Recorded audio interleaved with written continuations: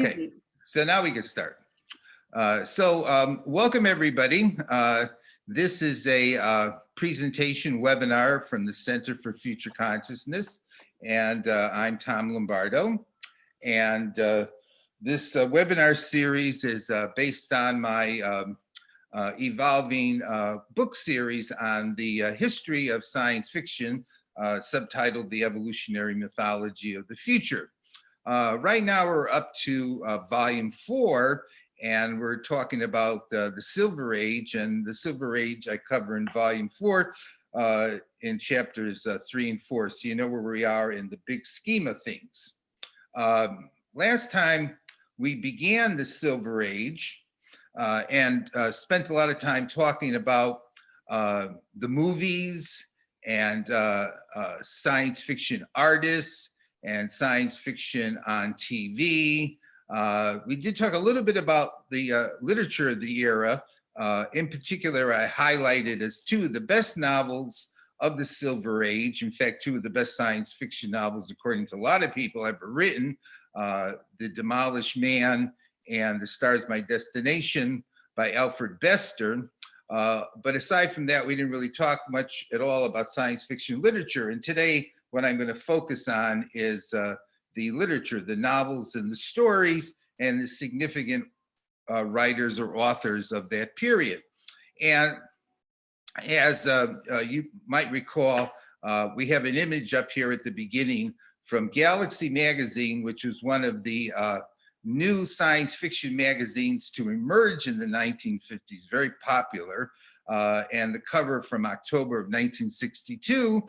And the artwork actually here is by Virgil Finley, and this is a cover for the story included in this particular issue, The Ballad of Lost Camel. We had a little discussion at the time as to how to pronounce her name. Some people told me they pronounced it Simel, and I've always pronounced it Camel. And we'll talk about that interesting story, as well as other stories and novels by Wainer Smith today, who was one of the significant writers of the era of that period. So to begin, we were going to go back to somebody who we had already, or I had already introduced back during the Golden Age, Robert Heinlein. And I think I had mentioned back then that Robert Heinlein became the most popular science fiction writer of the Golden Age. By 1942, 1943, he was generally considered to be the best science fiction writer around and wrote a number of very significant stories as well as novels during the 1940s. Well, Heinlein's career stretched out way beyond the Golden Age into the 1950s, 60s, 70s, and even a bit into the 1980s. And I wanted to highlight, in fact, some of the noteworthy novels and stories that he produced during the Silver Age. Heinlein actually transcended his past accomplishments of the Golden Age by winning Best Novel of the Year Hugo Award 5 times for novels he wrote during the Silver Age. Farmer in the Sky, Starship Troopers, Double Star, Stranger in a Strange Land, and The Moon is a Harsh Mistress, all won Best Novel of the Year. And I'm just going to highlight some things about some of those novels. Perhaps a good place to begin was with probably his most controversial novel, which was later made into a movie, Starship Troopers. Heinlein was very critical of the United States' position on stopping nuclear testing during the 1950s. And he thought that the United States should take a much more militant and strong stance toward the communist threat. And he also believed that American culture was going down the tubes, that we were becoming too hedonistic, undisciplined. We were losing our sense of character. And so he wrote Starship Troopers as a response to his assessment of American culture and American morals and American government during the 1950s. And it became the fundamental starting point for military science fiction. And Starship Troopers takes place in the future after the democratic government of the United States has collapsed and has been replaced by a meritocracy where only if you serve in the armed services are you allowed to vote. And it's a very realistic depiction of the central character Rico as he goes through boot camp and goes out to war to fight against evil aliens, but interspersed with this very realistic military futuristic vision are these scenes from Rico's moral political philosophy class when he was, before he went into the armed service, in which this ongoing debate takes place between the teacher who is an advocate for a militant and disciplined, and some would even say fascist type of government that has emerged in the United States, and people who believe in freedom and peace and the virtues of democracy. And the philosophy professor and Heinlein, through the mouth of the philosophy professor, presents the argument that in some sense, might and military power and violence may be always necessary in order to realize the best possible conditions for humanity. It turned out to be a very controversial book, and it was, as I said, made into a movie. A lot of you probably have seen the movie. The movie is a bit of a satire on the book.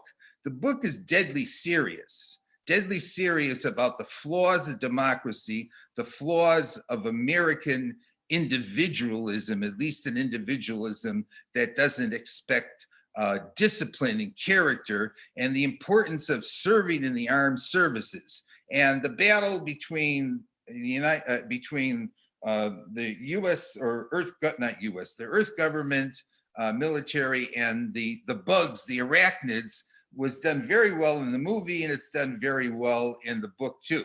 But if you have never read Starship Troopers, and you are of the liberal persuasion politically, and would like to hear Heinlein attempt to convince you that there's flaws in our political philosophy, read Starship Troopers. And it won the Hugo for Best Novel of the Year. Very important book. Now, on a totally different kind of storyline, well-known, excellent, one of the best time travel stories ever written, All You Zombies. In fact, it came out the same year that Starship Troopers came out. And to twist one's mind around, Heinlein is able to create a time travel scenario in All You Zombies in which the central character turns out to be also his mother, his father, and his child. The children of this character are his parents. Now, how that could possibly happen ontologically, you need to read the story to see how, by moving back and forth to time, a person can have sex with himself, both sexes, can produce a baby, which gets thrown back in time again, grows up, pulls himself forward in time again, and in the end, there's no beginning or end to this complicated loop. And it's one of those stories that science fiction produces every so often, where one wonders, how is it possible that a being could exist that has no beginning and has no end? Because the temporal flow of this character loops around through time. It's done very, very well, and a lot of people think is one of the best time travel stories ever written, and he did that in 1959 too. He became very famous, in fact, became very famous publicly, in fact, producing the first science fiction novel to be listed in the New York Times bestseller list, Stranger in a Strange Land, which became, interestingly, the inspirational novel for the hippie culture of the later 1960s and into the 1970s. And it has a kind of totally different philosophy than what was in Starship Troopers. And it's a story about a young guy who was raised by the Martians and brought back to the Earth and believes that everyone is God, and there's plenty of sex going on with the sharing of water. And a term comes into pop culture, grok, which is equivalent to being in resonance, and it could have sexual overtones. And he becomes somewhat like a messiah figure because he's eventually assassinated by the competing church in this particular time in the future, but he ends up in heaven with dead Martians who are also there as well. The spirit of him does, at least. And so it's a very metaphysical and spiritual and religious and a novel that anticipates the sexual revolution of the later 1960s. And it's intended to be very mystical. And I reread it again after decades, and I still think it holds up fairly well, like Starship Troopers holds up fairly well. One novel, other novel I'll mention during this period, which a lot of people thought was one of his best novels ever, was The Moon is a Harsh Mistress, which takes place on the moon, where the citizens of the moon, who have a rather individualistic government, a sense of anarchy exists there, attempt to rebel and declare their independence from the Earth, and do it on July 4th, 2076, if I recall correctly, the date. And it's another very good political science fiction novel that Heinlein wrote throughout his career. A thing to point out through all of this, as far as Heinlein goes as a writer, is aside from him being an excellent, engaging storyteller, which he was back in the 40s, he also really gets into political philosophy, cultural philosophy, and both reflects and influences the culture that is around him. And he has very strong opinions about the culture that is around him, American culture in particular. Now, as I mentioned earlier, science fiction frequently was a reflection of what was going on in modern culture, as well as having an impact or a predictive value with respect to the future of modern culture. Heinlein, in fact, sees both, or is able to grasp both of those things. What's going on and what can I say about it to have an impact on what is to come later? So Heinlein is one very significant writer of the Silver Age, just like he was a very significant writer of the Golden Age. A second writer who we've already introduced, who began writing during the Golden Age, was Isaac Asimov, and kept writing into the Silver Age and thereafter, and producing a lot of very good stuff. The image we have up there is an image that represents one of his more famous robot novels, The Caves of Steel, where most of humanity has retreated into dome-covered cities that are like huge catacombs, and no one ever comes out of them. And we'll come to that in a moment. But in the early part of the 1950s, he wrote a series of novels that are called the Empire novels. The Stars Like Dust, The Currents of Space, and Pebble in the Sky.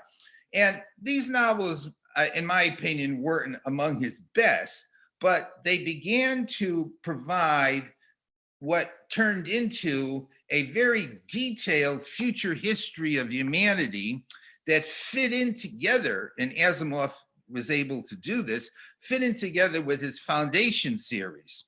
The Empire series, in fact, chronicles events in the future of humanity out about 10,000 years AD, if I recall correctly. And by the way, the Foundation series was envisioning events at 20,000 plus years AD. But after that, he also wrote next a series of what I've already introduced, robot detective novels, where we had a human and a robot, a highly advanced robot, as detective partners who solved various what appeared to be impossible mysteries regarding murders. The Caves of Steel, The Naked Sun, and The Robots at Dawn.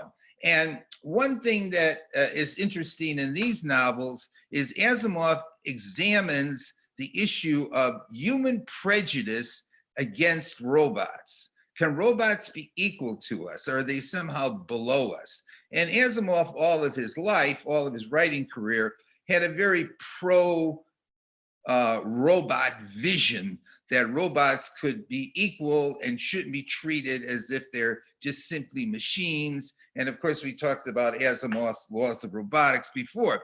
And so Asimov continued to write about robots, but he did so in the context of writing these very good mysteries. And by the time we get to these three novels, we definitely have humans having sex with robots and various other types of emotional interactions.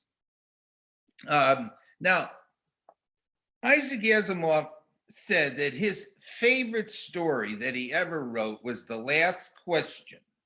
And The Last Question sort of harkens back to the kind of image you might find in Olaf Stapleton. It's only 15 pages long, but in that 15 pages, Asimov does a quick future history of humanity from the present to the end of the universe. And the last question has to do with, can entropy in the universe as a whole be reversed? Or will there be an end to everything? And at the end of the story, the final line where we have one solitary cosmic computer contemplating that question. The computer ends the story by saying, "Let there be light." And so it's a nice techno-metaphorical vision of God, of creation, of a circular theory of the universe. And he does so in about 15 pages. It's a very good story. And I would say it may be his best or close to his best, as well as Nightfall. But that came out in the 1950s too. Asimov could get very cosmic.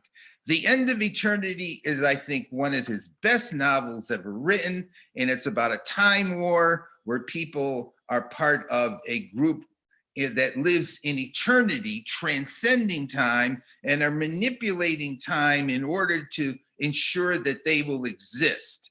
The gods themselves, and this comes a little later on in the 1970s, the gods themselves, Asimov said, was the novel that challenged his brain power, all 165 IQ that he had, more than any other book he ever wrote. And in there, he envisions a parallel universe where the beings in that universe have three different sexes that have to come together to reproduce. And the beings in this parallel universe start to influence and manipulate our universe, which may cause the annihilation of both universes. And so it's very cosmic and high power, done very well. Asimov came back to Foundation, in fact, wrote several other novels connected with his Foundation series back from the 50s. And in fact, he wrote Foundation's Edge, which chronologically comes after the other Foundation stories he wrote back in the late 40s. And that won the Hugo for Best Novel of the Year when it came out. Actually, it didn't come out until the 80s, but I'm including it here. And Foundation's Edge is a very impressive novel because Asimov throws everything in there but the kitchen sink as far as scientific and philosophical ideas. He has a conscious planet called Gaia who wants to achieve consciousness at a galactic level. He has the second and first foundations attempting to find who's manipulating things behind the scene. The second foundation, of course, remember, was mental. The first foundation was more techno-physical, and they go in search of Gaia. and then they find out that there may be something else even behind the scenes further. And he speculates on what's the meaning of life and what should guide us into the future. Technology, psychology, philosophy. And so I think it's a very good novel, pulling together lots of different themes and issues regarding science fiction, and done so at a rather cosmic futurist level. Now, by this time, Asimov has, in the 60s into the 70s, outlined a future history of humanity, beginning with his robot stories, which then lead into his empire stories, which then lead into his foundation stories. And so he creates a future history equivalent to Heinlein's future history, in fact, more expansive than that.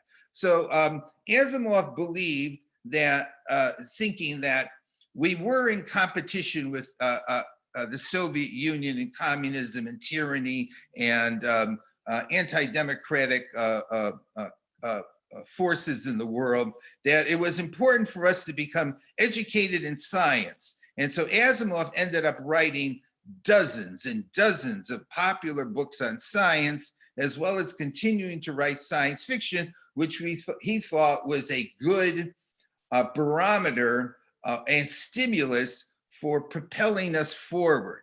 That is, science fiction stimulated our creativity and our scientific know-how, and he felt that it was a question of, was the democratic forces in the world going to survive versus the more totalitarian, authoritarian forces? And so he was a popular writer of both science fiction and science to help Western democratic countries excel in what he thought was critical to us keeping a position of power, and excel in science and technology. Now, two writers who began writing in the Golden Age, who I didn't talk about and I'm going to talk about now, which are also a bridge between the Golden and the Silver Age, were Fritz Lieber and Theodore Sturgeon. This is a cover painting from Fritz Lieber's The Big Time. And in the mid-1950s, this novel won Best Novel of the Year and was one of the best novels written during the 1950s. Here's a set of images from various books and stories by both of these writers. As I mentioned, both of them began writing in the 40s, but really came into their own in the 50s and the 60s and even into the 70s. When I first got into intensely reading science fiction, not my early stuff when I was 10 and 12, but later on in my 20s, the writer who emerged as my most favorite writer of the Silver Age was Fritz Lieber. And by favorite, I mean here that when I took the stories and novels that I had read by him and everybody else and got into rating them all, Fritz Lieber came out as being at the top for Silver Age writers. In the 1940s, though, he wrote two very memorable novels, Conjure Wife, which is about a man who discovers his wife is a witch. This novel won a retro Hugo for Best Novel of the Year. And he tells his wife she has to give up witchcraft, and after she gives up witchcraft, their whole life goes to hell. And it was a very popular novel back in the 40s. But then a year later, he published Gather Darkness, which again goes back to witchcraft, but witchcraft versus science. And that's a very engaging novel about the future, because it's a novel that takes place in the future after a great nuclear war in which two forces vie with each other. One pretends to be scientific, but has all of these magical effects it produces. And the other one pretends to be a form of magic and witchcraft. And it's a very engaging and interesting novel in the 40s, I mean. But in the 50s, he wrote a slew of good things. The Big Time I've already mentioned. Just to say a little bit more about it, it takes place in a kind of a bar. That would be the right way to describe it, where time travelers come to rest, recuperate, listen to a piano player get drunk and have sex with the prostitutes who were in the bar. And these are time travelers who are in a time war.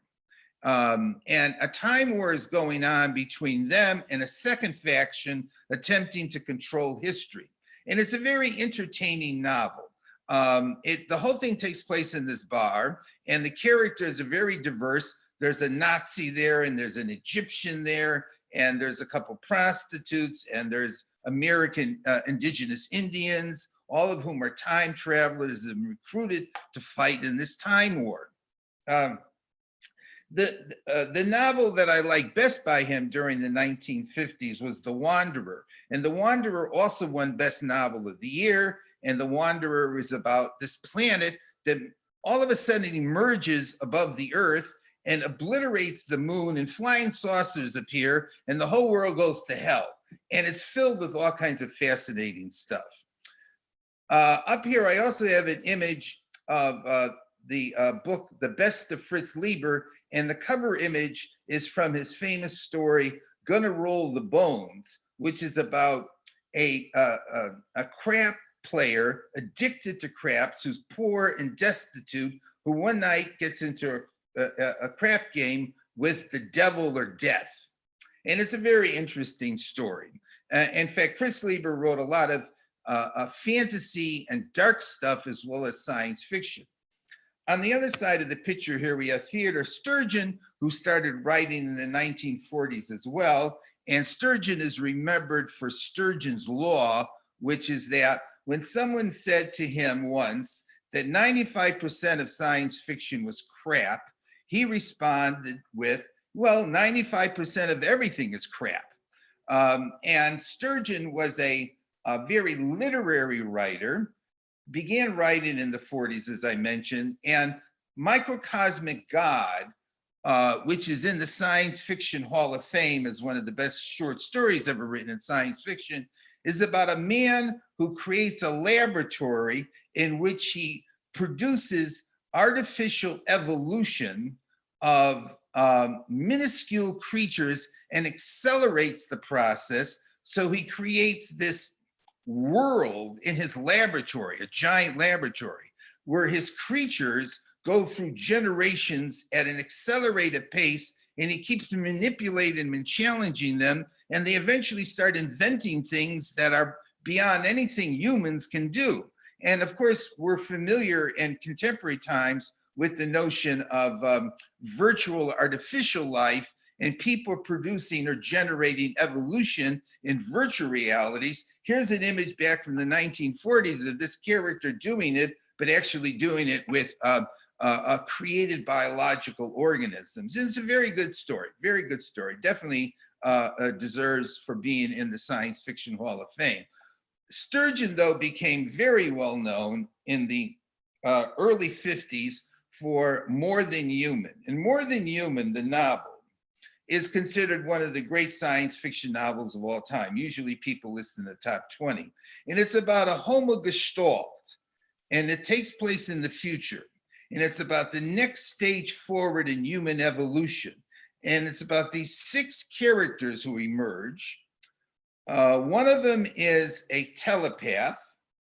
One of them is telekinetic. One of them is a genius. And one of them is, there's another one there, which I can't think of, but there's another psychic power I'm missing. They each have a separate psychic power, but they unify together into a single mind when the 6th person appears, who's their conscience. And part of it was originally written as a short story called Baby is 3.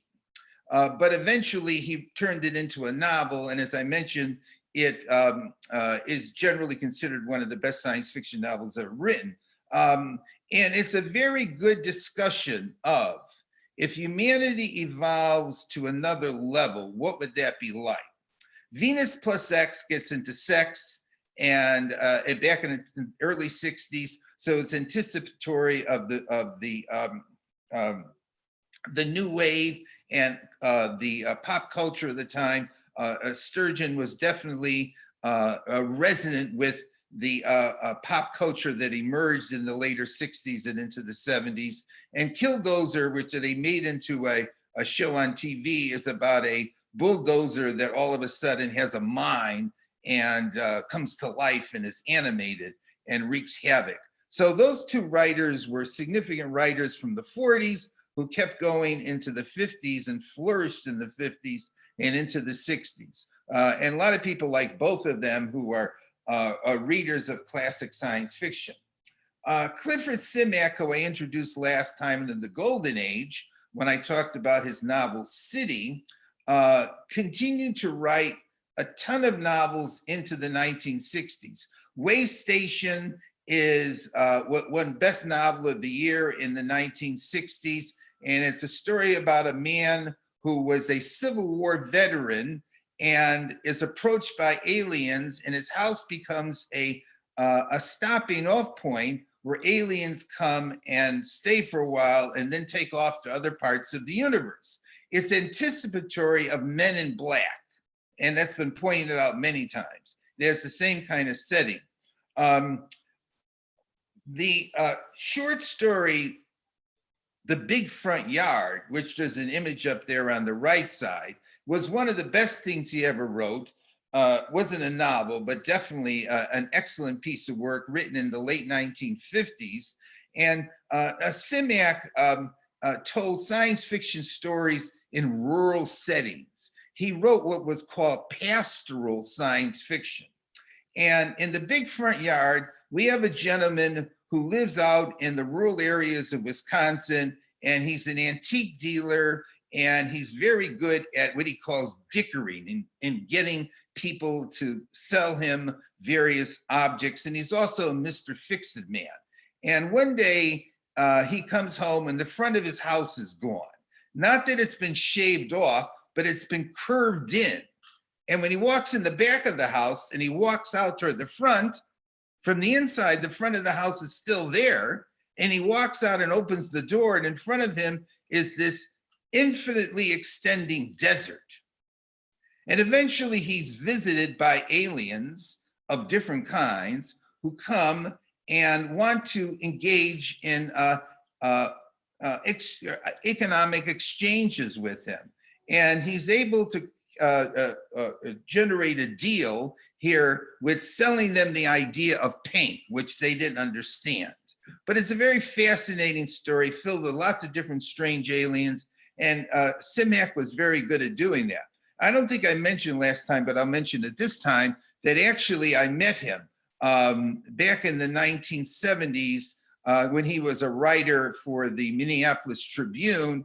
I was doing some work on psychology and science fiction. Somehow I got his address, his phone number, got in touch with him, and he got together with me for lunch one day in Minneapolis. And he was a very nice, pleasant man, but he was very, very imaginative, and Ring Around the Sun about multiple Earths, and Time is the Simplest Thing about human evolution, and the list goes on and on. He would create these very imaginative, colorful stories filled with lots of unusual realities like in City, and he would often set them in rural areas with people who were like farmers, or in this case here, somebody who was an antique dealer.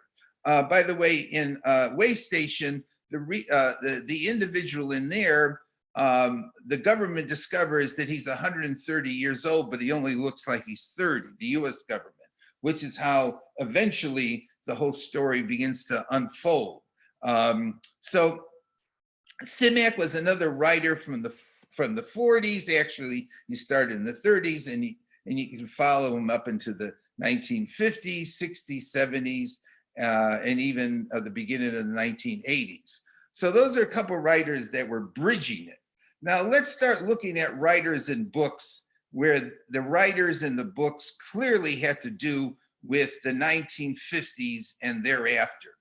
And there's no particular order here on these in terms of who's the best and who isn't, but I'll start with Ray Bradbury, who became an immensely popular writer in popular culture, and in 1950s pulled together a number of his stories that into a novel called The Martian Chronicles. And the thing that you saw in The Martian Chronicles, which was actually published in 1950, is that Bradbury was a poet, a lyricist. He was a very beautiful, simple, atmospheric writer who could create very strange and different kinds of feelings and environments with a lyrical graceness. And The Martian Chronicles is definitely one of the best science fiction novels of the 1950s. And it tells the story of humanity attempting to settle Mars. Eventually, we infect the Martians with chickenpox, which kills almost all of them. And back on Earth, World War III starts. And before you know it, the humanity on the Earth is pretty well decimated. The Martians are pretty well decimated. And one family at the end of the novel comes to settle on Mars after people had tried to settle on Mars before. It sounds rather simplistic till you read it. It's emotionally very moving, very humanistic, and people think it's one of the best things written of that time. But he wrote two really great novels. Fahrenheit 451 was the other one. In fact, both of these have been made into movies. And Fahrenheit 451 deals with a world of the future in which books are burned. And books are burned because of we have a culture like Brave New World in which literacy is downplayed and people are enraptured with trivia. It's a critique on our world today.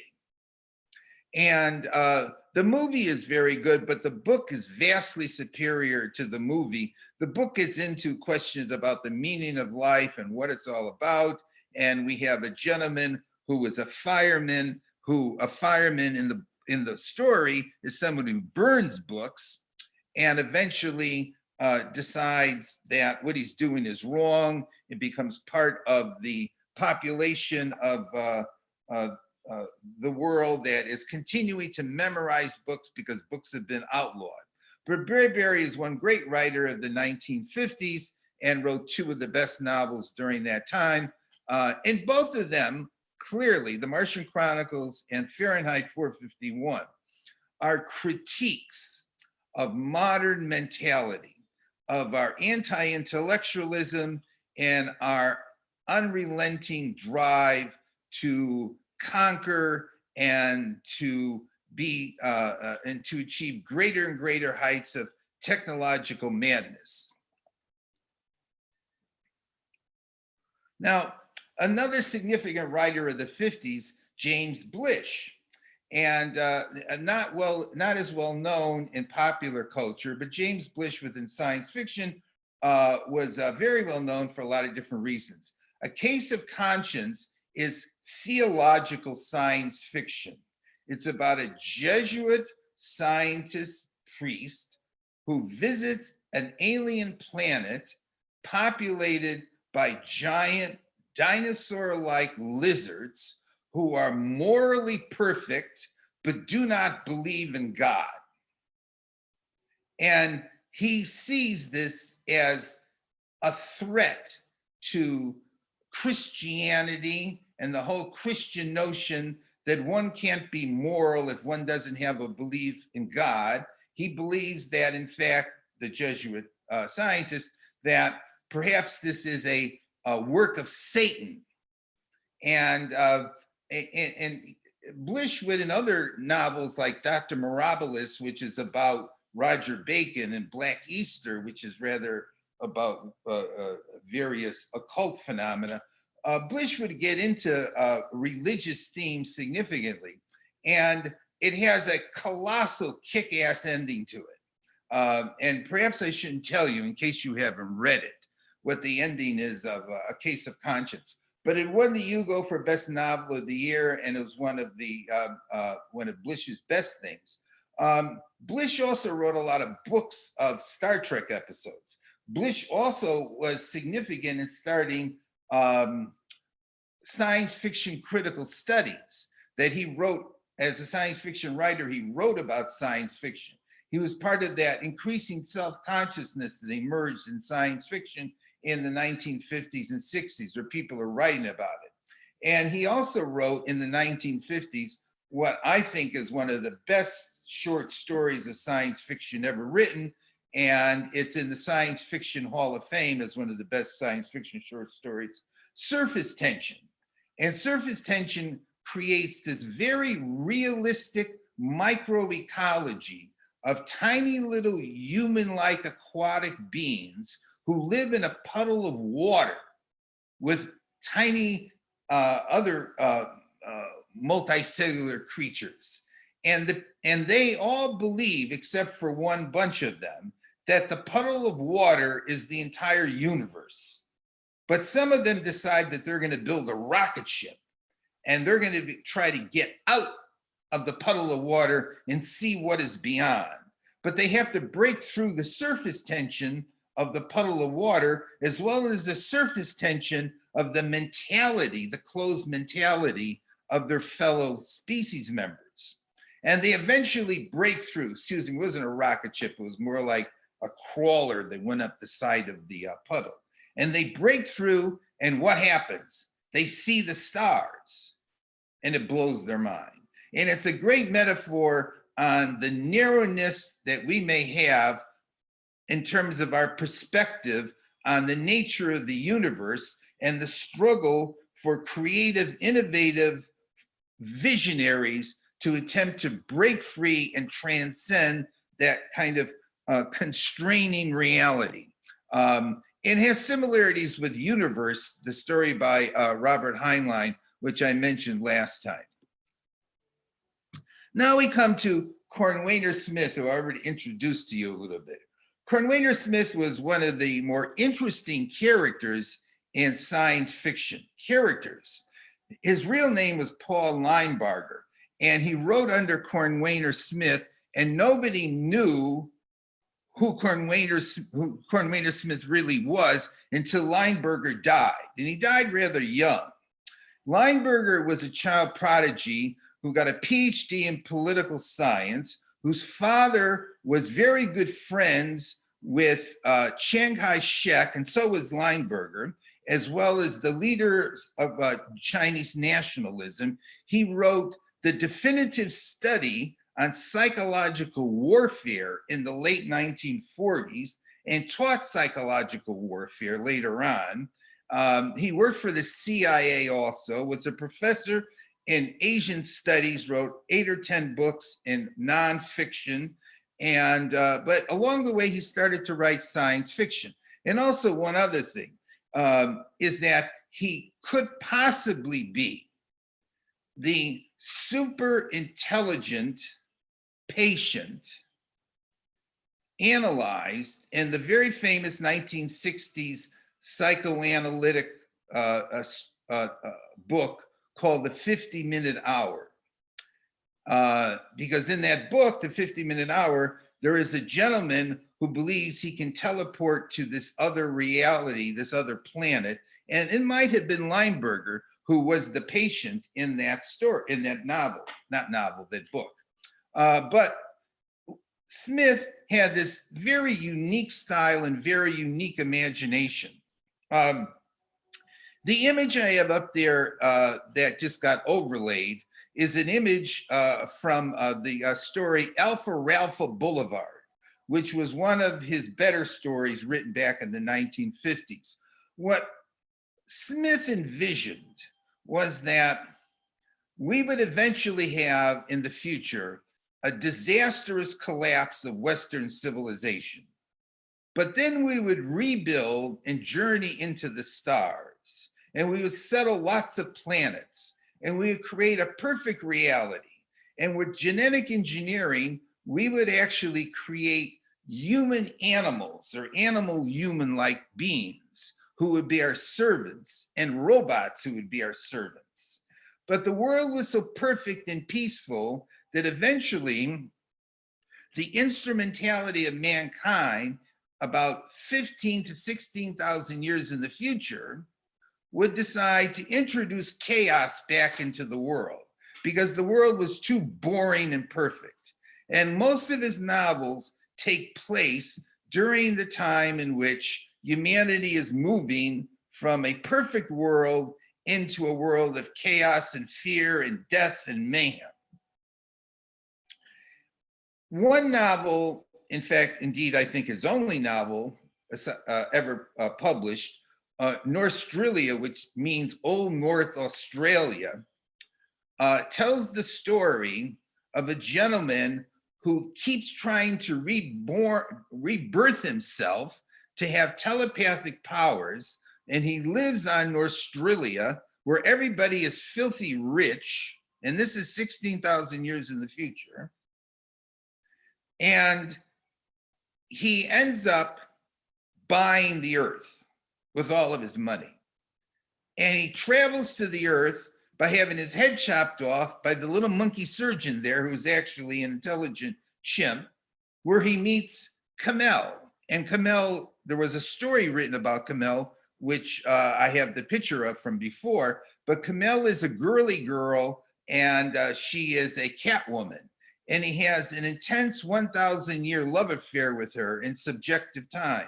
But he also meets Entelekeli, who is the bird man behind him, who wants to free the animal people from the dominion of humans.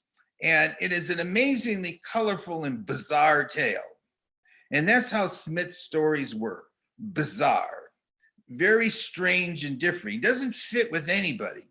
The Alpha Ralpha Boulevard image on the back there shows this woman and man walking along this boulevard that's suspended in the air and circling around up toward this giant tower to talk to this computer to find out if indeed they are truly in love.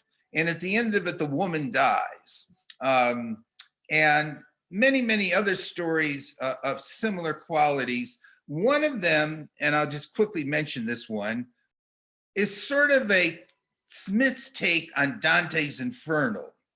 And it's called The Planet of Sheol.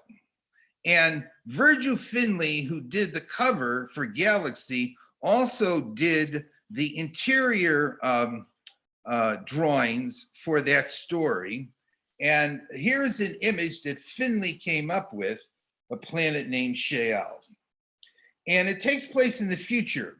This gentleman is sent to this planet for a crime with no name, like Kafka, and from the trial. And on this planet, there is this microscopic form of life that immediately infects whoever is brought to this planet and starts to grow different body parts on people. And at the same time, the people on this planet who've been sent there for the rest of their lives are given this drug, which sends them into this hyper cosmic pleasure state.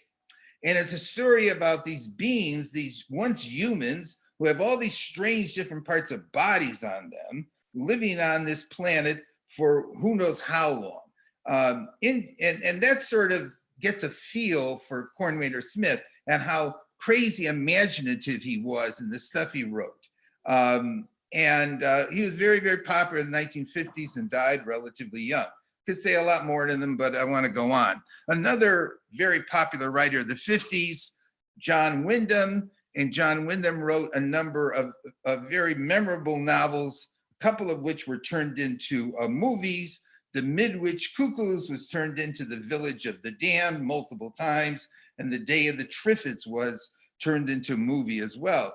In The Midwich Cuckoos, the question comes up, well, maybe aliens wouldn't come down and try to conquer us by blowing us up. Maybe aliens would come down and impregnate women and would produce alien babies, and the aliens would take over by the babies growing into these super intelligent psychic beings that would end up controlling the world. And that basically is the story of the Midwich Cuckoos. It's very good, very entertaining, very engaging. It's a potential disaster, but things become a total disaster in The Day of the Triffids, which he actually wrote before that, in which we have a meteorite shower, which renders everybody in the world, almost anybody in the world, blind. And the Russians, presumably, and this is during the Cold War, have genetically engineered this plant, the triffids, which can move about and grow and reproduce. And the story is this dark tale of a bunch of people around the world, most of whom are blind, running away from these ferocious triffids who are 6-7 foot tall and out to get them. They're really good horror story, science fiction though at the same time, and again, made into movies like the Midwich Cuckoos was made into the Village of the Damned. But Wyndham was another significant writer, and those were two really good novels by him during that time. A writer that Adam Roberts in A History of Science Fiction says was one of the best science fiction writers of the middle part of the 20th century. He doesn't get anywhere near enough credit, Jack Vance. And Jack Vance grew up being like a jack of all trades, becoming a musician who taught himself multiple kinds of musical instruments, became interested in sailing and boating, and then started to write science fiction and wrote very strange science fiction. I would agree with Roberts that some of the most bizarre settings you could find in science fiction and most bizarre creatures you'll find in Jack Vance. The Dying Earth, which came out right at the beginning of the 1950s, takes place in the far, far distant future, millions, if not billions of years into the future, where science has been forgotten. There are wizards running around on the earth, but there's all kinds of things that these wizards can do that seem to be a combination of some kind of science and some kind of magic. And there's other dimensions in it as well. And The Dying Earth became the inspiration for lots of later things that were written about a far future decaying Earth. But Vance did it with a great deal of color. Now, what do I mean by a great deal of color and imagination? The Moon Moth, which he wrote a little bit later, and gives an illustration of his skill in imagination. It's in the Science Fiction Hall of Fame as one of the best science fiction novellas of all time. A gentleman is sent to a planet, and on this planet, everybody wears a mask. Nobody ever exposes themselves.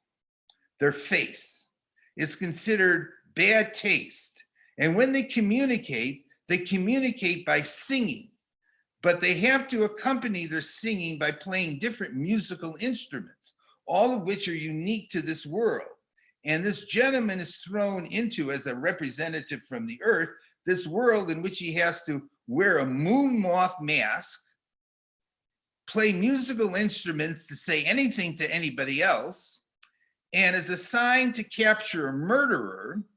And how would you possibly find out who the murderer is if everybody has a mask on and the murderer could exchange masks with other people, in fact, people that he's murdered? It's a very good story, very imaginative story. And his interest in music that Vance had comes through in there because they're all communicating through music. The Last Castle won the Hugo for Best Novella of the Year, and it's also about the distant future in which humanity has come back to the earth, ever traveling through the stars, and builds a set of great castles and has servants to do everything for them. And the humans are intellectually have reached incredible heights, but they can't do anything for themselves. They can write a theoretical treatise on how to travel faster than the speed of light, but they have servants, these lowly aliens who can actually fly and repair the ships, but they can't. And all of the servants rebel against them. And it's very, very funny, which is what Vance frequently does, coupled together with his imagination, is his sense of humor. In fact, you could see his autobiography up there that he produced with a younger picture of himself. This is me, Jack Vance, or more properly, this is I. Jack Vance was undoubtedly one of the most articulate and not colorful, that's not the right word, articulate and verbally evolved writers of the 50s and 60s. His language is very rich, his imagery is very rich, it's very, very strange and different.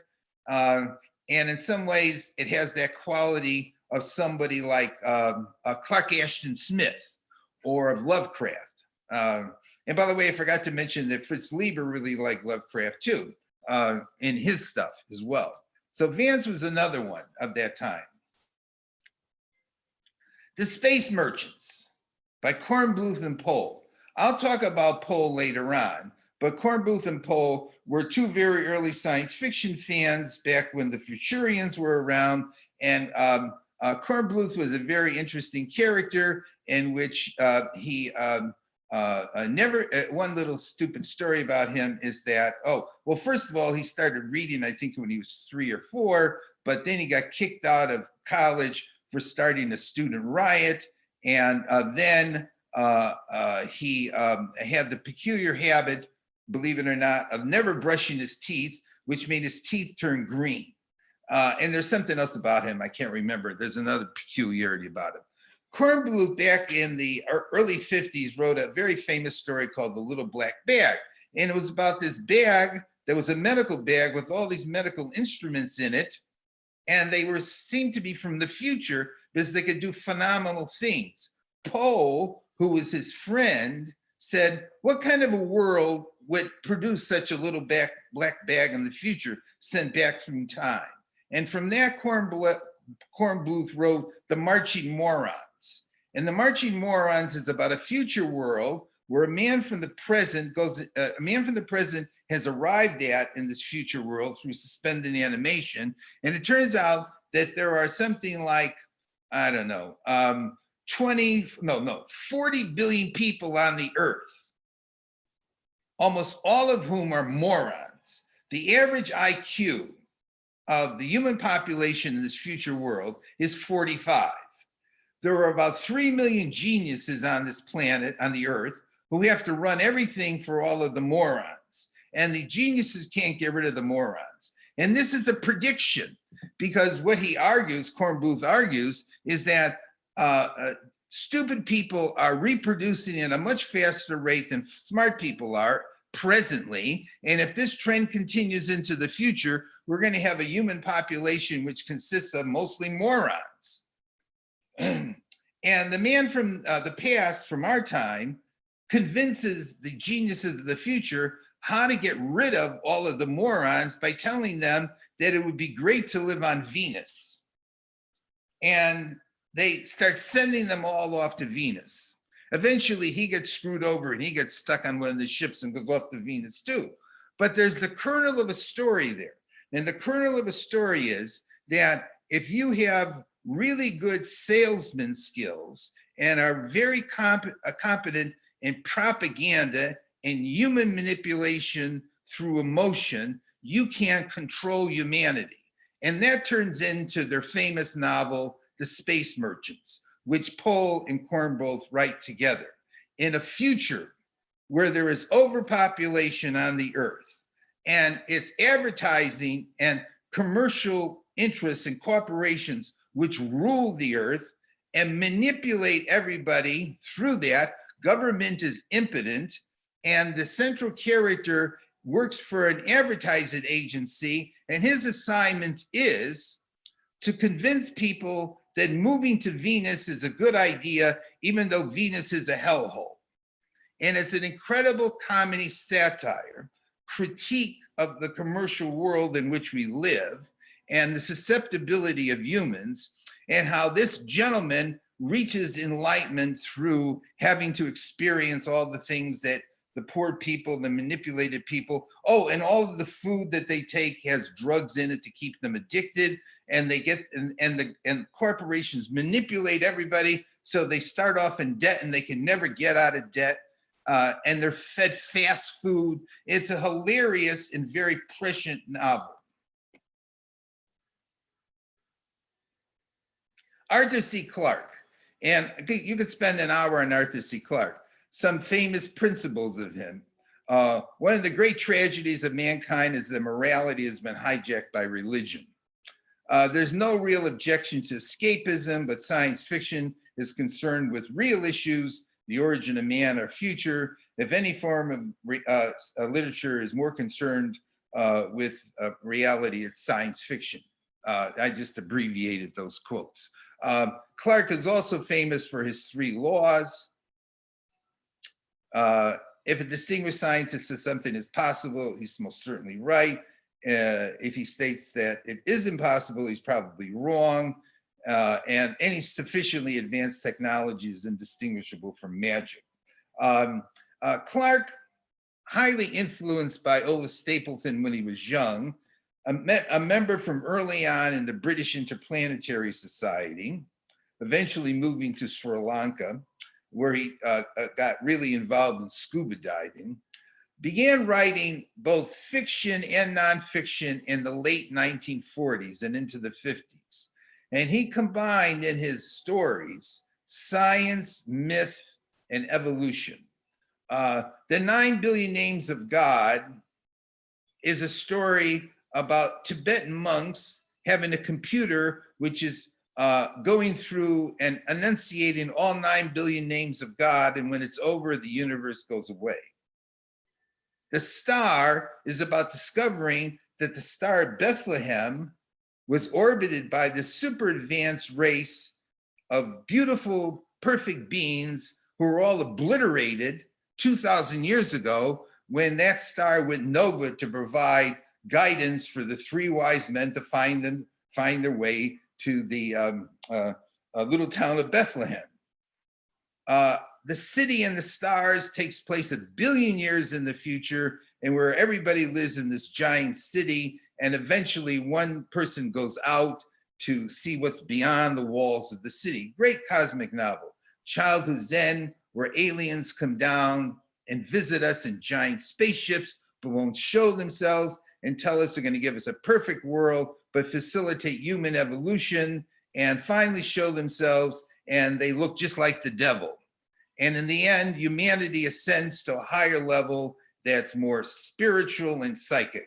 2001, which probably everybody has seen, is the story about aliens manipulating us to a higher level of evolution.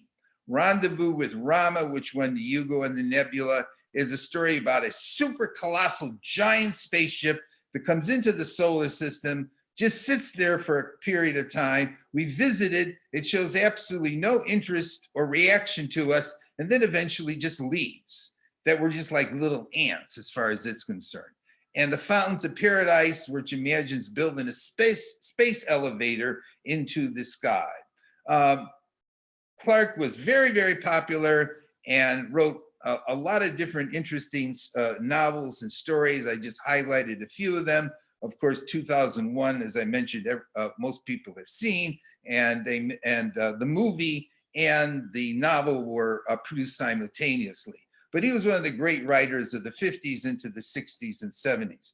I know we should be taking a break here, and I'm almost to that point. Poul Anderson, definitely one of the most popular writers of the 50s and 60s. Had 7 or 8 novels nominated for Best Novel of the Year during the 50s and 60s and 70s. Had 9 or 10 stories win the Hugo for Best Short Story of the Year. Is very famous for Call Me Joe, about a cripple who's hooked into a incredibly powerful a creature living on the surface of Jupiter. And the cripple experiences this a very exhilarating life through being embedded into this body. And in the end, the crippled human mind dies and he becomes Joe completely. Brainwave, which came out early on in the 50s, one of my favorite novels by him, is a story of perhaps 65 million years ago, during the Cretaceous extinction. It occurred because the Earth went into a mentally dampening field, which reduced the intelligence of all living animal living forms on the Earth, causing the great extinction. And we just came out of that dampening field, whereupon all animal life and human life on the earth increases fivefold in intelligence. So all of a sudden you have smart rabbits and rats and super smart humans. It's very interesting, very, very interesting novel. Tau Zero, in which a spaceship can't decelerate and keeps going faster and faster, approaching the speed of light, but because of the relativity effect, time is slowing and slowing down for them, and they're able to accelerate almost to the peak of the speed of light and come to the end of the universe in time and jump from this universe into the next one. Great novel, very scientific and consistent with the theory of relativity. And then very imaginative Epilogue, a story by him in which humans come back to the earth after journeying off for 1 million years and returning to the earth and find that the earth has been repopulated by machines and a living, interactive,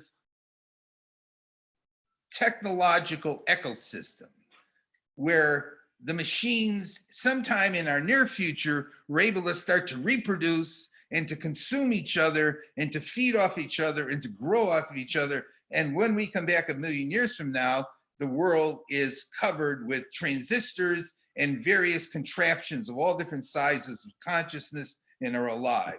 And it's very, very good, very imaginative. So Poul Anderson was great in the 60s and wrote really good science fiction, pure science fiction in a lot of sense. People, of course, are familiar with Stanislaus Lem and Solaris being his most famous novel. The movies are absolutely horrible. They do not capture the novel. The novel is about, and Stanislaus Lem was a Polish science fiction writer, the most popular writer in Eastern Europe during his time. The novel is about the inability or limits of humanity to understand alien intelligence, that our presumption that we will be able to understand alien intelligence is nothing but a vain presumption.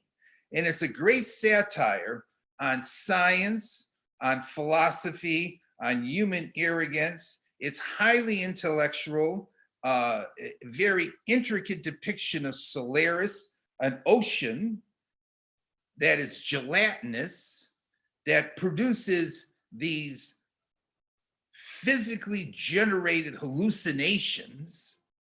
It seemed to be trying to communicate with the humans who are orbiting it. And at the end of the novel, which is different than in the movie, the key to the whole thing is that one of the human scientists gets out of the satellite that's orbiting Solaris, goes down onto the surface of the planet on one of the floating islands and touches the ocean. And that's where the resonance and understanding begins. But a very interesting, very good novel. And as I mentioned, Lem was very popular in Eastern Europe, sold 20, 30, 40 million copies over in Eastern Europe. And by the way, I didn't mention that Space Merchants is one of the biggest selling science fiction novels also, along with Stranger in a Strange Land. Now, that may be a good place to stop. Okay, why don't we take a look? Yeah. Okay, good. Okay. Robert Sheckley was another science fiction writer who was very good with comedy and humor. And I'm just going to highlight his most famous novel, Immortality Incorporated, about a man who wakes up in the future in a different body and discovers that in the future, science has been able to take minds and put them into new bodies when the bodies get old.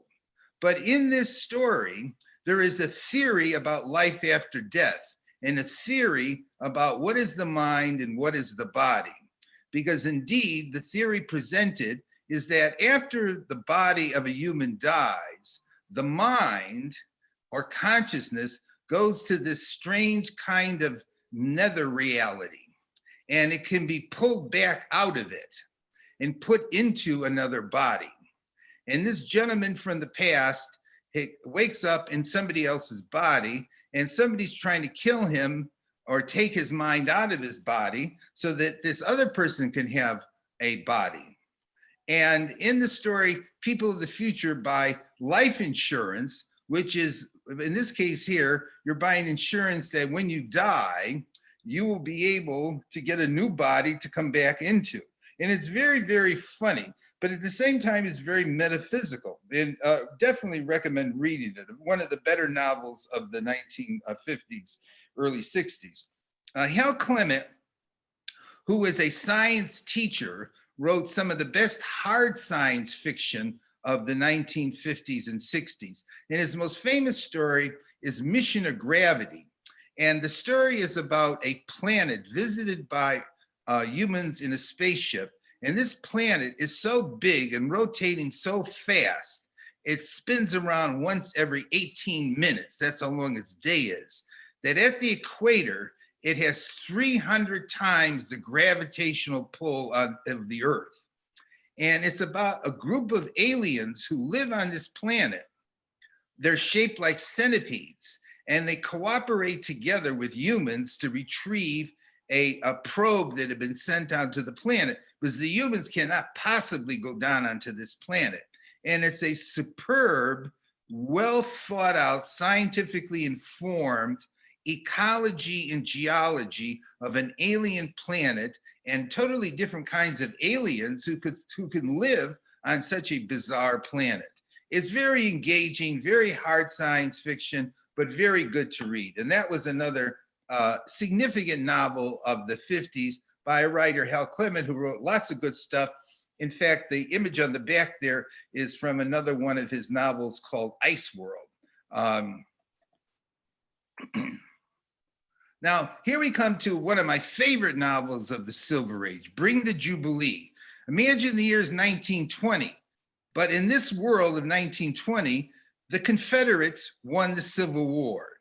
And this man who lives in New York lives in a world in which the North is very depressed economically. The Confederacy still stands in 1920, having won their independence. And in fact, the Civil War is called the War of Confederate Independence. And the man eventually makes contact with this psychotic genius woman who has worked out the fundamental equations of the universe, and from that is able to build a time machine.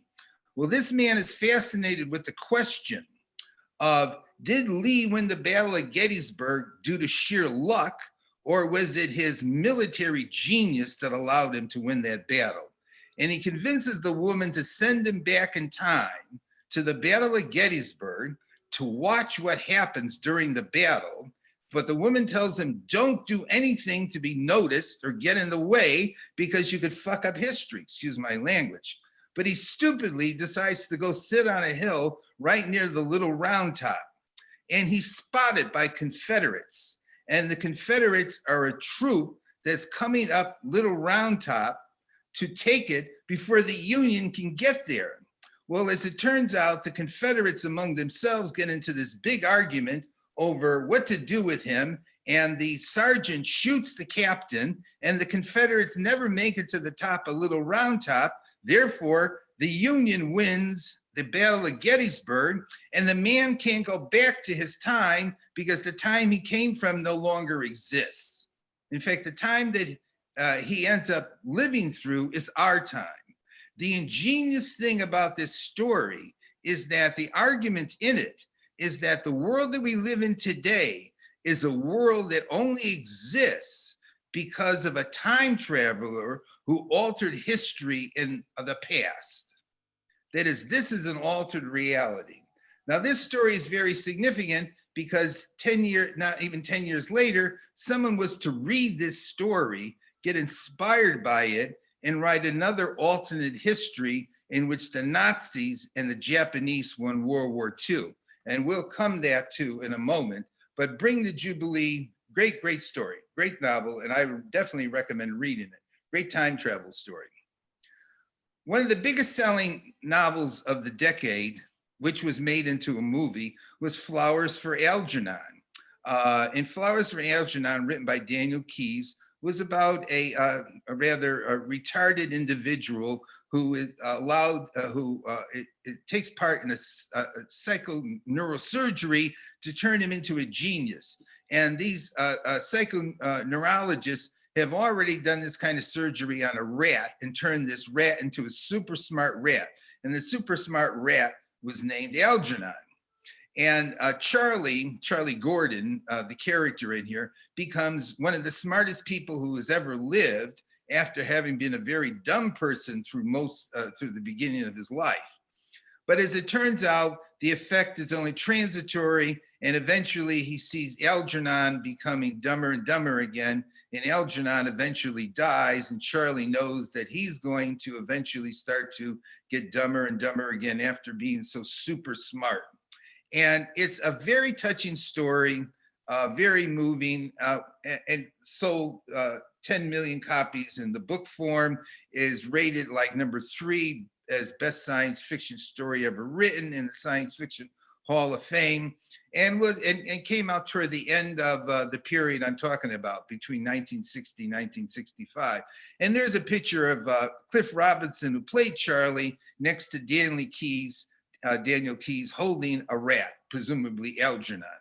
And Flowers for Algernon refers to the fact that at the end of the novel, Charlie wants to make sure that somebody puts flowers on Algernon's grave all the time. So very touching novel. Now, the year that this won, right at the same time, the year that this won as best novel of the year, another novel won the first Nebula. And the Nebula, remember, came in around 1965, voted on by the Science Fiction Writers of America, not the World Science Fiction Convention, which was the Hugos. And the novel that won the Nebula the first time was very well known, Dune. Now, some people think Dune is the greatest science fiction novel ever written. I don't. Okay, it's immense, the novel, 600 pages long. Takes place maybe, presumably, in the far distant future, in which we have these warring, but to some degree cooperative planetary families. And Dune is the planet Arrakis. And on Arrakis, which is all desert, there are these giant worms. And this, and one of the planetary governments, governed by a duke and his son and his concubine, Bene Gesserit companion, Jessica, are sent to Dune as a trick, as a ploy by the emperor, together with the Baron Harkonnen, to eliminate the duke, who was seen as a threat to the emperor. But Paul, the son, gets away without being killed by the Harkonnens, journeys into the desert, meets up with the freemen who have this prophecy of a Messiah coming and leading them to a jihad and a victory over their oppressors. And so we have this image of this very well articulated alien world. Dune, Frank Herbert, the writer of Dune, had studied the Oregon dunes for many years, got very interested in ecology and environment, raised psilocybin, which I forgot to mention, a key element in Dune is spice or melange, which is this ingredient that's mined on the planet that gives you psychic powers. And Paul, the son, in eating it, is able to see different visions of the future. Dune has lots of different elements in it. People have written about it ad nauseum. And it's often identified as the biggest selling science fiction novel ever, and selling maybe 20 million copies. Based on that on that book, a movie was made back in the 80s by Dino De Laurentiis, and I found the movie actually more entertaining than the book. A lot of people said, no way on earth. The movie is actually a little more grotesque than the book. But before that movie was made, Jodorowsky, who was a movie producer back in that period, planned to produce an epical Dune. And the movie was going to be 14 to 16 hours long. And he never was able to raise enough money for it.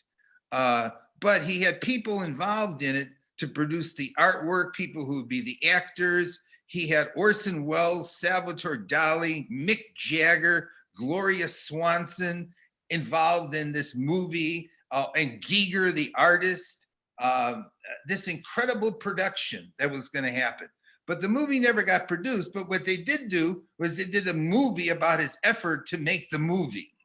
And it came out, in 2013. And I would highly recommend, if you're interested in Dune and interested in the history of science fiction cinema, to watch this. It's on Amazon. And I think that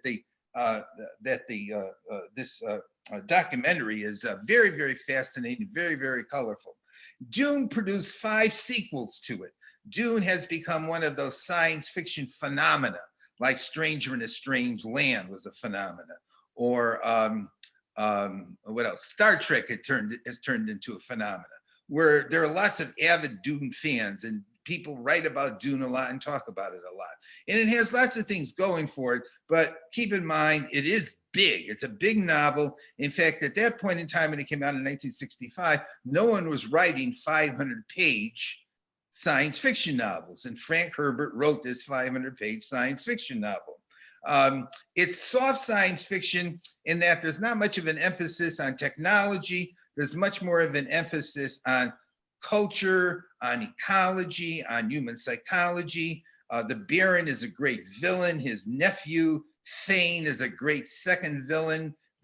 Thane and Baron are actually more grotesque and interesting in the movie than in the novel.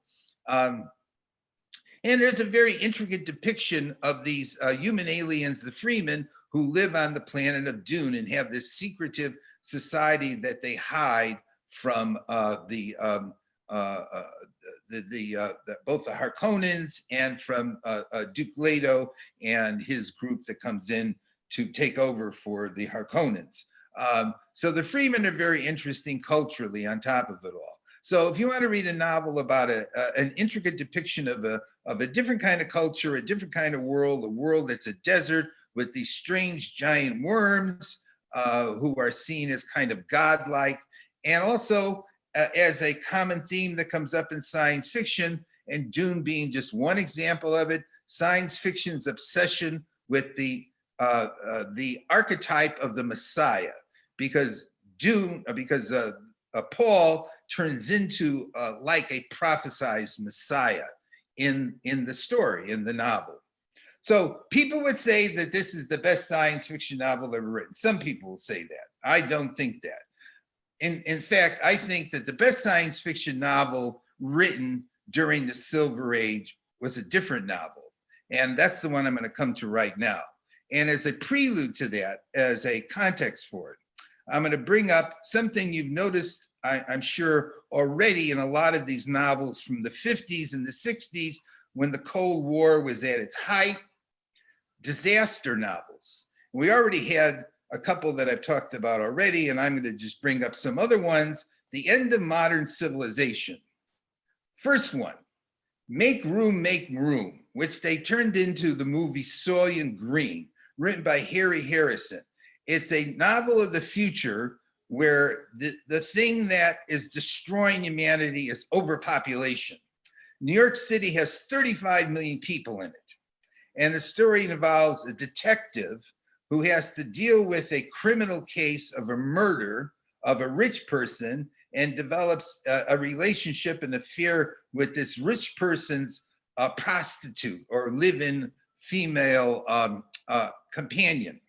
And the detective has one room in an apartment complex that he shares with this old gentleman who is a former engineer.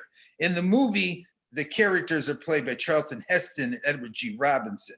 Now, keep in mind, I should point out that the book is different in some important respects from the movie. In the movie, Soylent Green is made from human remains and humans eat Soylent Green. In the novel, Soylent Green is really just soy and lentil combined together into steaks, which is a delicacy. So there's no cannibalism in the book. The book, though, is superior in terms of how bleak and depressing an image is created of a world of overpopulation.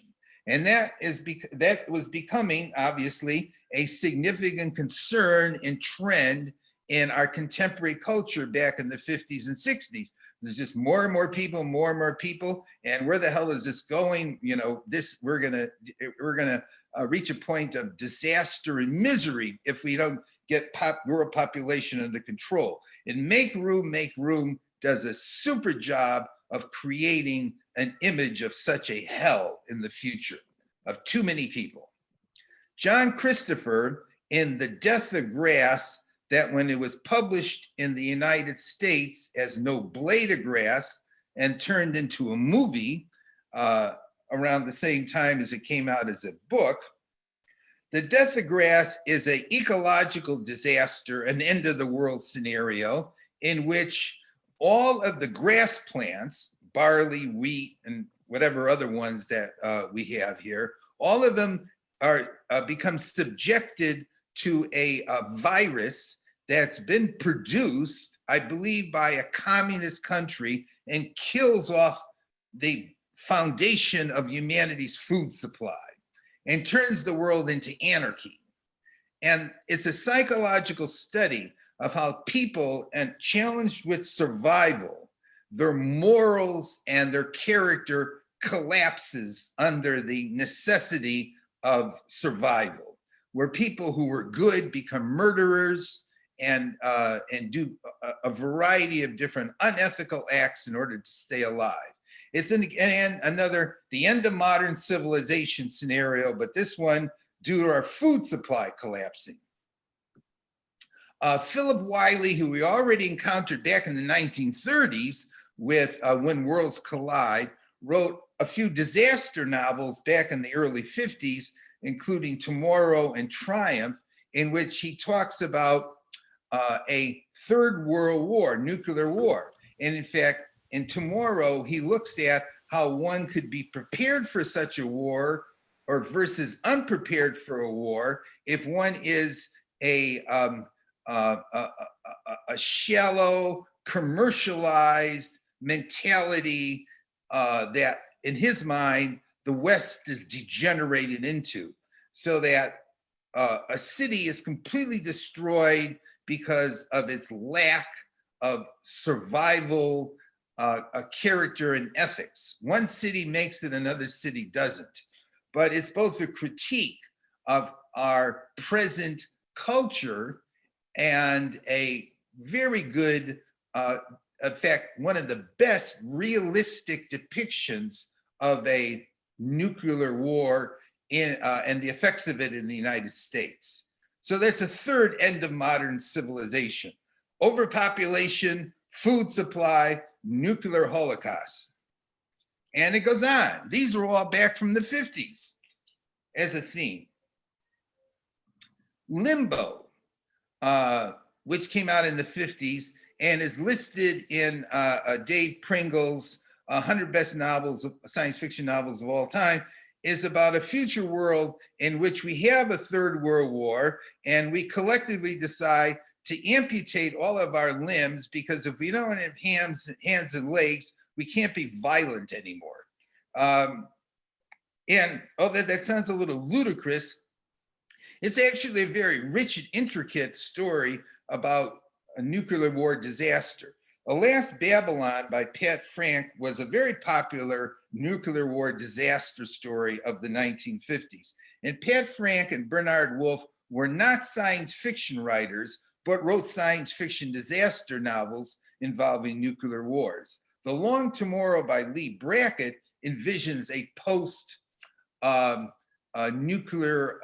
nuclear war era in which religious fundamentalists take control of the United States and are very anti-science and we have a very bleak and depressing reality. And one other thing about Alas Babylon, which makes it similar to Earth Abides, is if we have a world disaster, maybe we'll go back to a more primitive, simple, better way of life. That maybe modernization is what's killing us.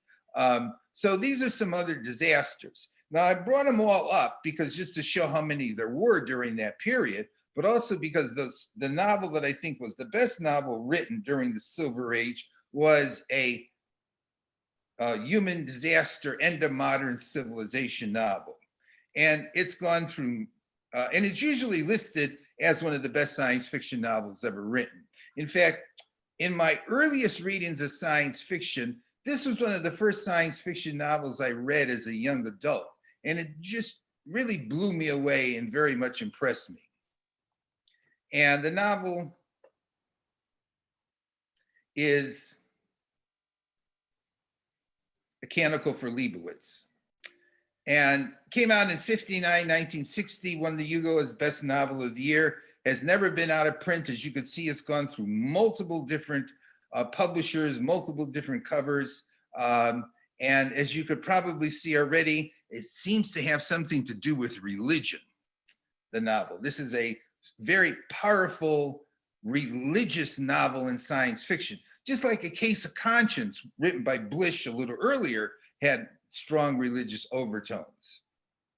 This was the cover of the particular publication of the novel that I bought when I was a young adult reader, with the little blurb at the top. In the great tradition of Brave New World in 1984, this is an extraordinary novel, terrifyingly grim, prodigiously imaginative, and richly comic, because it is funny.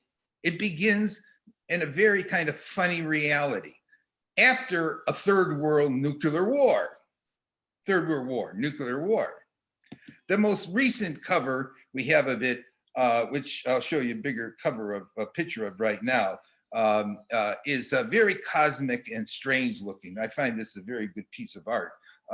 And we have their brother Francis, I presume. The novel opens 600 years after the Third World War, in the middle of Utah, where Brother Francis, who is a member of the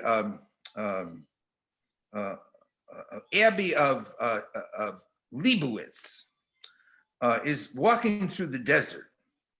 And Leibowitz was presumably this man who lived right around the time of the Third World War, and had dedicated himself to starting a monastery for the preservation of books. Because after the Third World War, humanity blames science and the human intellect for the war and starts to burn and destroy all the books and attack anybody who's an intellectual. We already saw this thing come up with Fahrenheit 451.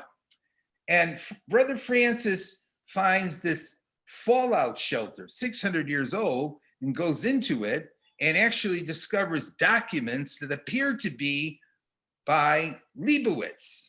And one of the documents has on it a pound of pastrami, a can of sauerkraut, and 6 bagels.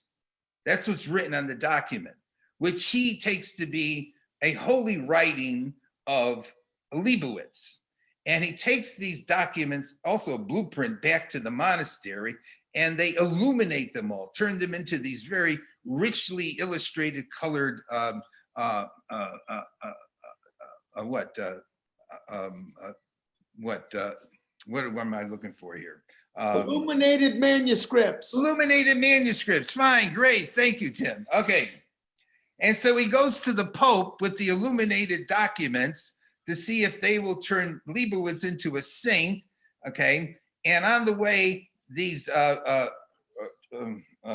criminals on the road steal all the documents, but the Pope goes ahead and allows Leibowitz to be made a saint. And on the way back, those same road criminals killed St. Francis, okay? And that's the end of part 1.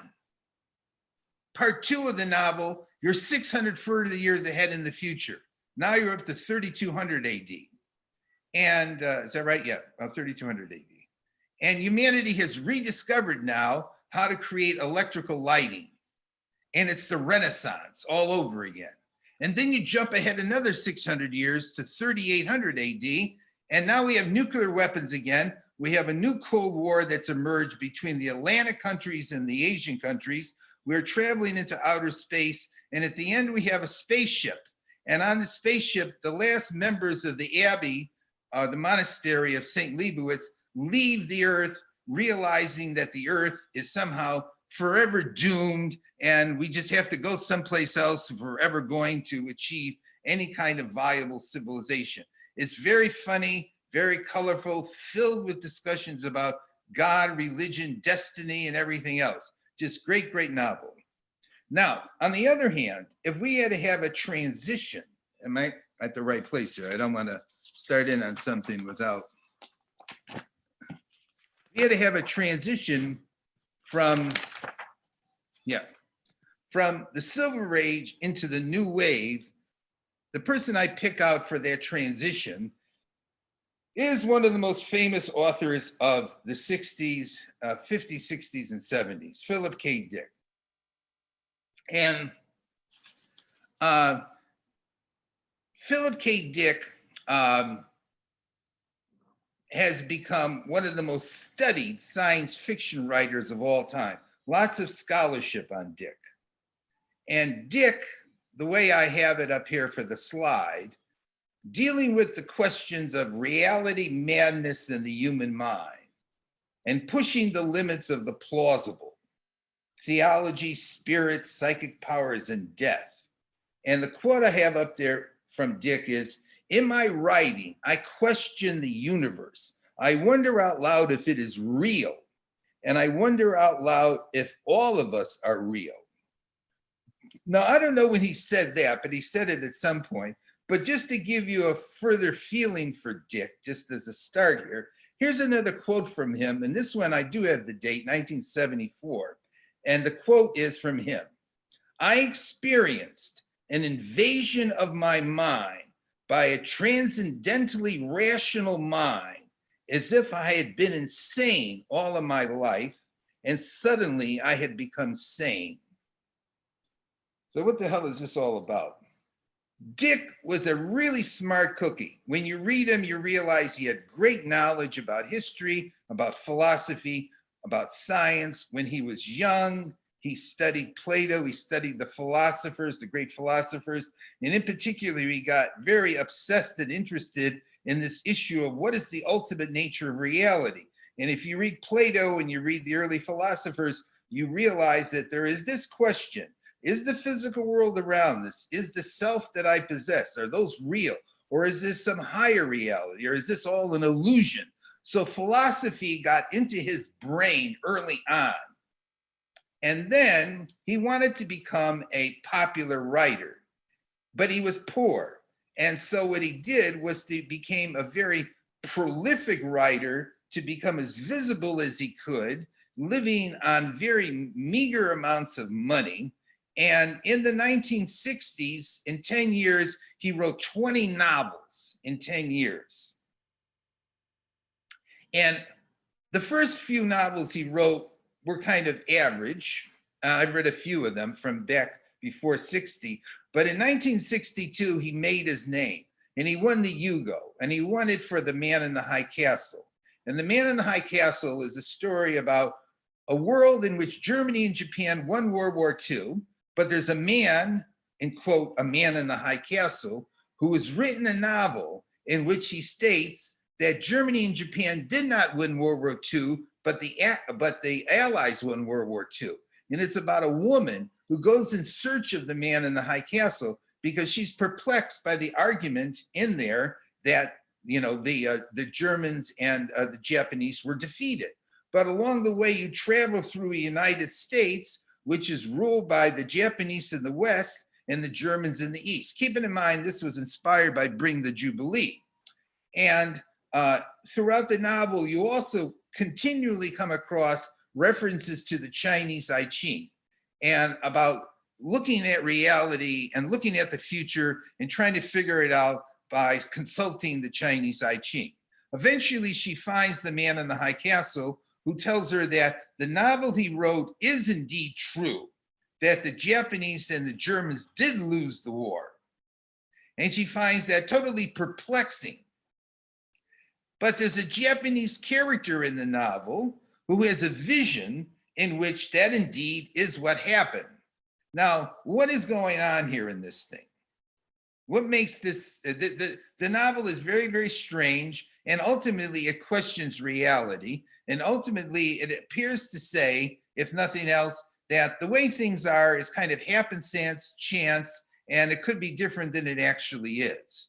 Or did the Germans and the Japanese in some sense really win World War II?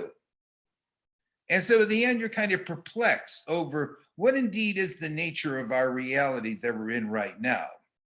Now, he wrote a whole slew of novels over the next 10 years, which question whether I am real, whether this reality is true, and issues about sanity and madness.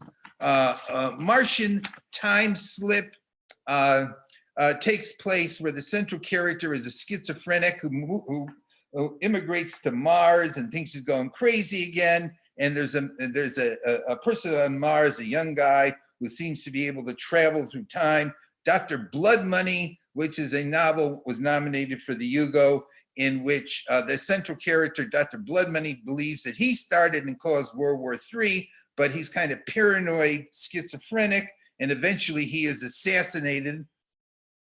And the Three Stigmata of Palmer Eldritch, which is one of his most highly regarded novels, is about a future world overpopulated in which everybody takes this drug called candy and lives in a virtual reality. But Palmer Eldritch has come back from an interstellar trip, bringing back a new drug from aliens called Choosy. And after a while, the main character in the novel gets confused in his identity with Palmer Eldridge, and he may be in a hallucination or he may not be in a hallucination, and is woven up with drugs and is the guy on drugs. And so you have another one in which now not only is reality questioned, but you throw drugs into it, and you throw virtual reality into it, and you throw in the nature of the self. And then just as some other ones, a counterclock world, everything moves backwards, and people consume food through their ass and spit it out through their mouth. Rather grotesque, but that's exactly what goes on. Do androids dream of electric sheep, which they made into the movie Blade Runner? By the way, aside from the fact that Dick has been a subject of such great study by science fiction critics, Dick has had 9 of his stories or novels turned into films, which I think is a record for science fiction authors having, unless Wells has that many turned into films. But Dick has had 9 turned into films. Do Androids Dream of Electric Sheep is about a hunter, a bounty hunter who makes his money off of retiring or killing androids. And the movie came out very good for a movie based on a novel with Harrison Ford in it as the hunter. But there's more in the novel than there is in the movie. In the novel, there is a religion that they all partake in, that they go into these simulated realities and worship this man who's pushing a rock up a hill and getting rocks thrown at him all the time. There's a kind of perverse sham religion in it. And Deckard actually has an electric sheep. But in this future world, he would like to have a real animal, because most animals have been eliminated, most real animals. And anybody who has a real animal is considered highly prestigious. And after he kills a bunch of the androids and actually has romantic relationships with one of them, Rachel, who shows up in the movie too, he buys his wife a goat. And so his wife has a pet goat, a real goat. And at the end, he brings his wife home a pet toad, but it turns out to be an electric toad. And so she goes out and buys electric insects for the electric toad to eat. So the novel is actually a bit crazier than the movie. And that was nominated for Best Novel of the Year too. Besides The Man in the High Castle, the other one, the one that I think stands out the most by Dick, he wrote toward the end of the 1960s. And this is sort of into the new wave now. And that was Ubik. And Ubik is listed as one of the top 100 greatest novels of the English language, science fiction or otherwise. And Ubik is about a world in which when people die, they can be held in a half state of consciousness or being alive and exist for periods of time after their death. And the story involves a set of characters who go to investigate a mystery who with their boss, go into a room where an explosion occurs, and it appears that their boss dies in the explosion, but then they start getting messages from their boss through strange kinds of things occurring in reality around them, and eventually come to the conclusion that they're all dead and it's the boss that's alive. And so reality comes really unglued in this. And am I dead or am I alive? And Ubik is very comical because each chapter begins with an advertisement for Ubik, which is a product that is advertised through the whole novel.